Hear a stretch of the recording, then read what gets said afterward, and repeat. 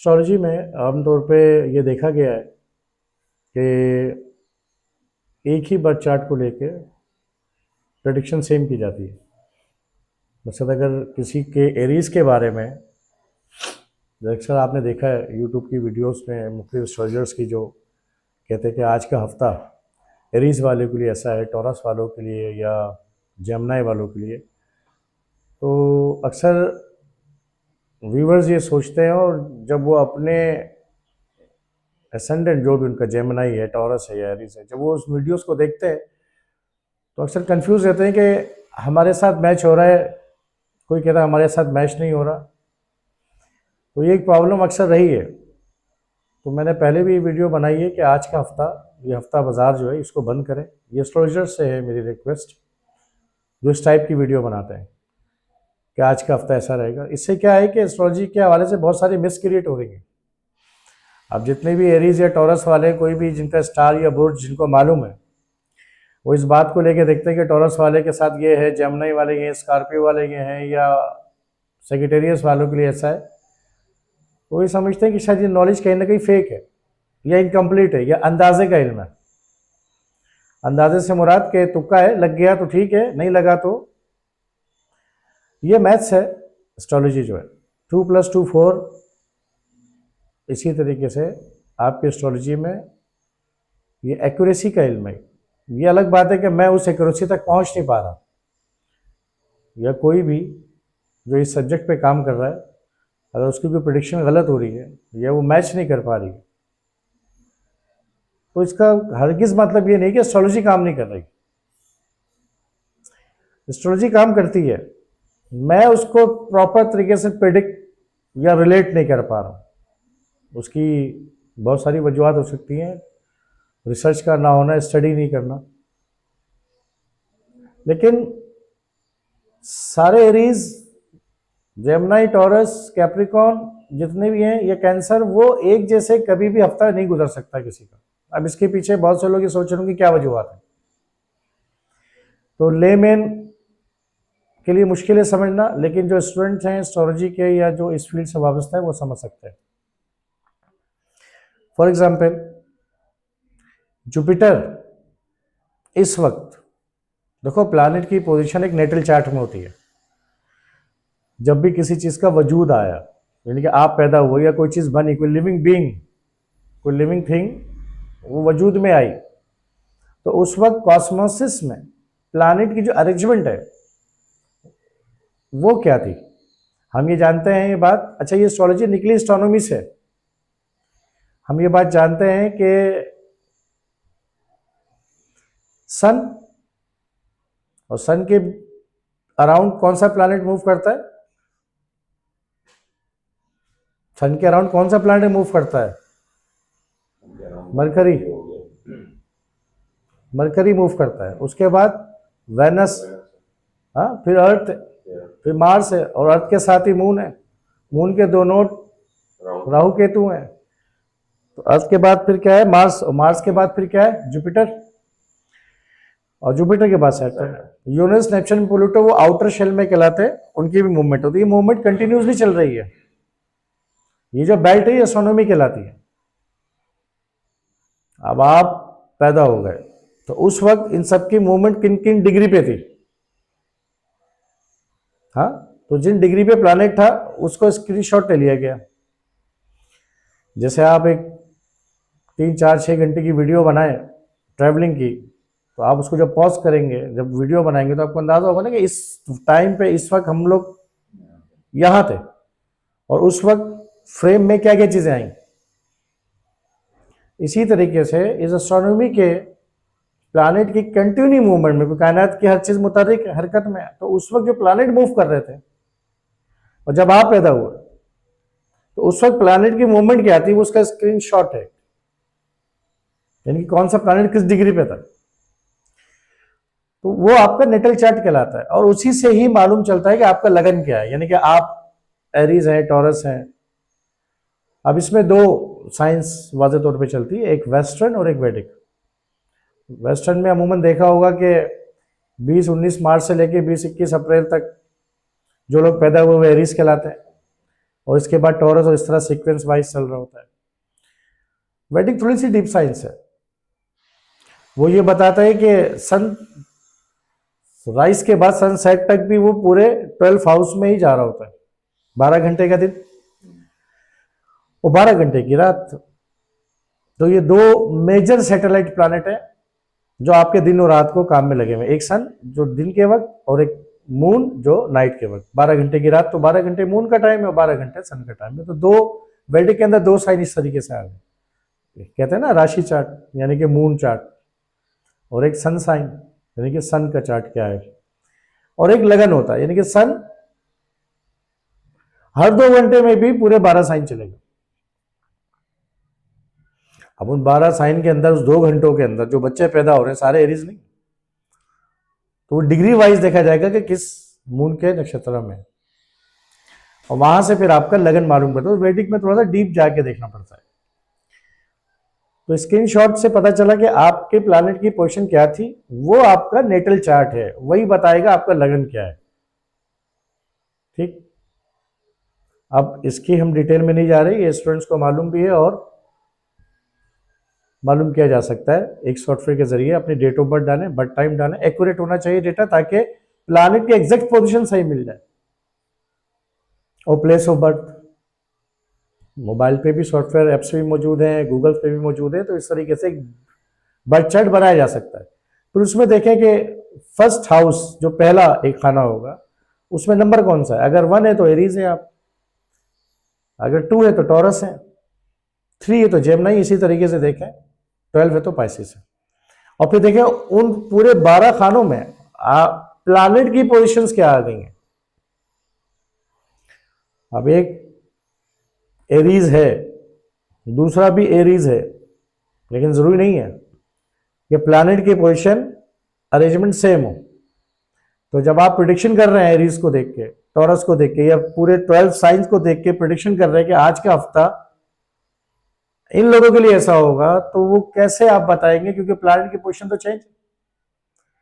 तो किसी भी सूरत से, इस पर मैंने 4-5 साल पहले भी वीडियो बनाई थी और बीच बीच में भी अपने इस लेक्चर में कह देता हूँ, ताकि उन लोगों तक ये बात पहुँचे कि एस्ट्रोलॉजी की आप ये खिदमत नहीं कर रहे इस सब्जेक्ट के साथ, इसका मजाक उड़ा रहे हैं आप। क्यों? क्योंकि आपके कहने से लोग आपको सुन रहे हैं, देख रहे हैं, तो आप प्रॉपर बात करें, है ना। तो यहां से मालूम चला कि आपका लगन चेंज हुआ, आपके प्लैनेट की पोजीशन चेंज हुई। तो ये आपका जो चार्ट बनकर आया, ये कहता है नेटल चार्ट। अब जुपिटर की जो पोजीशन है आपके नेटल चार्ट में, वो फिक्स है, वो अब नहीं बदल सकती। वो at the time of birth, at the time of इधर डेट ऑफ टाइम जो भी आपका था, उसमें जो पोजीशन जुपिटर की आ गई वो वही रहेगी, वो नहीं बदल सकती। लेकिन अब कोई भी 1980 में पैदा हुआ, उस वक्त जुपिटर के स्क्रीनशॉट लिया किसी और पोजीशन में था, आज 2026 है, तो डेफिनेट उस वक्त से ही, जब से कायनात बनी सारी चीजें मूवमेंट में, तो जुपिटर की पोजीशन चलते हुए 2026 में आज कहीं और होगी। तो इस नेटिव को 1980 के रिजल्ट कुछ और मिले होंगे, 1990 के रिजल्ट कुछ और मिले होंगे, 2000 के रिजल्ट कुछ और मिले होंगे, 2010, 20 और नाउ 26। तो जुपिटर हमारी एस्ट्रोलॉजी में सेल्फ को कहते हैं। जो भी लिविंग बींग्स हैं, खा वो मेल हो, फीमेल हो, एनिमल्स हो, प्लांट हो, इनका भी बर्थ चार्ट निकाला जा सकता है। किसी जमीन पे जा रहे हैं, कोई काम करना है, उसका भी आप एक बर्थ चार्ट बना सकते हैं कि वहां क्या काम करना चाहिए, हाँ वो उस वक्त क्या कह रही है, कौन सी जगह किस काम के लिए मौजूद है। तो लिविंग बींग है जमीन, क्योंकि वो वहां से अनाज देती है, प्लांटिंग होती है, वो लिविंग है, मुर्दा नहीं। हाँ, कोई प्लांटिंग कर रहे हैं आप, तो आपको कब प्लांटिंग करनी चाहिए, ठीक है। इसी तरीके से किसी भी लिविंग जिसकी ग्रोथ चाहिए आपको, अपनी जिंदगी में, लाइफ में जिसकी क्या चाहिए, ग्रोथ चाहिए, एक्सपेंशन चाहिए, तो वो सब जुपिटर में आएगा, सेल्फ में आएगा। तो आप ये देखेंगे कि जो ट्रांजिट का जुपिटर है वो इस वक्त आपके साथ क्या करने जा रहा है। अब इसके लिए आपको डेफिनेट, अगर मैं एरीज की बात करता हूं तो एरीज वालों के लिए जुपिटर जो है इस वक्त जेमिनी में है, उनके 4th हाउस में। अब इस वक्त जितने भी एरीज हैं दुनिया में, सबके 4th हाउस में ही होगा, ये कंफर्म हो गई बात, सबके 4th हाउस में होगा। बट ये कंफर्म नहीं है कि सारे एरीज वाले के 4th हाउस खाली है या कोई प्लैनेट है पहले से, नेटल वाला, नेटल चार्ट, यानी कि जब वो पैदा हुआ था उस वक्त 4th हाउस में हो सकता है वेनस हो किसी के, एरीज वाला ही है और 4th हाउस में वेनस है। दूसरा एरीज वाला है, उसके 4th हाउस में राहु है। कोई तीसरा एरीज है, उसके 4th हाउस में केतु है, सैटर्न है, कोई भी प्लैनेट हो सकता है 4th हाउस में। लेकिन आज का जुपिटर वो सबके 4th हाउस से ट्रांजिट कर रहा है। कुछ ऐसे भी होंगे जिनके 4th हाउस में कोई प्लैनेट नहीं होगा। तो अब वो जुपिटर जब 4th हाउस में है और वो जब किसी प्लैनेट से मिलेगा, फॉर एग्जाम्पल आप एरीज हैं और आपके 4th हाउस में वेनस है, तो जुपिटर वेनस से मिलेगा तो वेल्थ दे देगा, मनी, लग्जरी, पैसा देगा। क्लियर हुई ये बात। लेकिन किसी के 4th हाउस में नहीं, वेनस नहीं है, तो वहां उसको वो वेल्थ नहीं मिलेगी।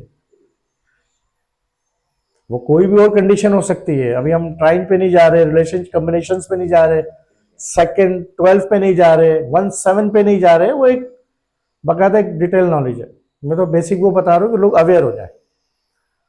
कौन सी वीडियो को लेके आज का हफ्ता कैसा रहेगा कि ये हमें मैच क्यों नहीं करती है। तो 4th हाउस में किसी के मून है और जुपिटर ट्रांजिट कर रहा हूं, अगर कैंसर में हम ले लेते हैं जुपिटर को, वैसे तो जेमिनी में है ना 3rd हाउस में, लेकिन अब ये 6 महीने के बाद आ जाएगा, 7 महीने के, 4 महीने के बाद कैंसर में। तो जब मून अगर किसी के 4th हाउस में और जुपिटर यहां आ जाए कैंसर में, 4 महीने के बाद आ जाएगा, तो उसको ट्रैवल चेंज कराएगा, उसका सफर होना है। 3rd हाउस में जुपिटर और 3rd हाउस खाली है, तो ये देखना पड़ेगा कि वो वहां से किस प्लैनेट के साथ 159 में दे रहा है, 7 में कौन आ रहा है। ठीक। लेकिन अगर 3rd हाउस में जुपिटर अभी है जैसे कि ट्रांजिट में, और किसी का प्लैनेट कोई सैटर्न है, तो प्रोफेशन, कैरियर, जॉब नहीं मिल रही, उसको लाजमी जॉब मिलेगी, लाजमी जॉब मिलेगी। तो इस वीडियो के बनाने का मकसद, कोई भी एस्ट्रोलॉजर अगर इस टाइप की वीडियो बना रहा है तो उससे रिक्वेस्ट है कि आप कंप्लीट बात करें, या अपनी वीडियो में ये जरूर बता दिया करें कि ये एक अधूरी नॉलेज दे रहे हैं हम आपको, इनकम्प्लीट है, तो इसको आप लगे तो लगे, नहीं लगे तो एस्ट्रोलॉजी को बुरा भला नहीं बोलेंगे। कम से कम ये जरूर अपनी वीडियो में ये लाइन डाल देंगे कि एस्ट्रोलॉजी को बुरा नहीं बोलेंगे, हमने इनकम्प्लीट नॉलेज दी है। ठीक। क्योंकि लोग देखते हैं, जब आप टाइटल बनाते हैं ना, थंबनेल बनाते हैं कि आज के हफ्ता टॉरस वालों के लिए कैसा है, वो टॉरस वाला देखेगा उसको, वो अपना आधा घंटा 1 घंटा वेस्ट करेगा आपकी वीडियो पे, वो अपना टाइम दे रहा है आपको, आपकी वीडियो पे, और उसको आखिर में मिल भी कुछ नहीं रहा, अंदाजों का इल्म मिल रहा है। तो अंदाजे के इल्म पे नहीं जाना है। ये ऐसे लोग जो इस बात को लेकर एस्ट्रोलॉजी को गलत कह रहे हैं या कह रहे हैं फुलफिल नहीं है, तो उन एस्ट्रोलॉजर का, उन वीडियो का कसूर है, एस्ट्रोलॉजी का कसूर कहीं पे भी ऐसा नहीं। इसलिए हमारी कोशिश ये होती है कि हम एस्ट्रोलॉजी के सही जो पैरामीटर्स हैं उन पे ही बात करें, और वही बात जो आपको लगेगी भी लाइफ में। तो किसी का भी बर्थ चार्ट वो देख के ही बताया जा सकता है कि उसके लिए जुपिटर का ट्रांजिट क्या करेगा, सैटर्न का ट्रांजिट क्या करेगा। हाँ, तो ट्रांजिट पे बहुत सारी क्लासेस हमारी हैं भी, और फिर वो आगे बताएंगे भी वीडियो। तो इस शॉर्ट वीडियो बनाने का मतलब ये अवेयरनेस था कि ऐसी वीडियो से इज्तनाब बढ़ते हैं, और कंप्लीट नॉलेज के लिए किसी एस्ट्रोलॉजर से कंसल्ट करें, क्योंकि बहुत से लोग वीडियो देख के हमसे कांटेक्ट करते हैं जो कंसल्टेशन के लिए आते हैं कि लाल किताब से ये बता रहे हैं विर्गो में अगर राशि है और मरकरी अगर फर्स्ट में है तो ऐसा हो जाएगा वैसा हो जाएगा, तो पैनिक क्रिएट हो रहा है ना। तो उनके लिए भी वीडियो है कि वो ऐसी वीडियो को इज्तनाब रखें इस मामले में, और कंप्लीट नॉलेज के लिए किसी से कंसल्ट करें, क्योंकि कभी भी किसी का भी बर्थ चार्ट एक जैसा नहीं हो सकता, चाहे वो ख्वाह सेम साइन के क्यों ना। इवन कि आपका थंब इंप्रेशन वो मैच नहीं करता किसी के साथ, जो रेटिना आपका आईज है वो भी मैच नहीं करता किसी का, तो आपका बर्थ चार्ट मैच कैसे करेगा। ठीक है, तो उसको नेक्स्ट टाइम देखते हैं।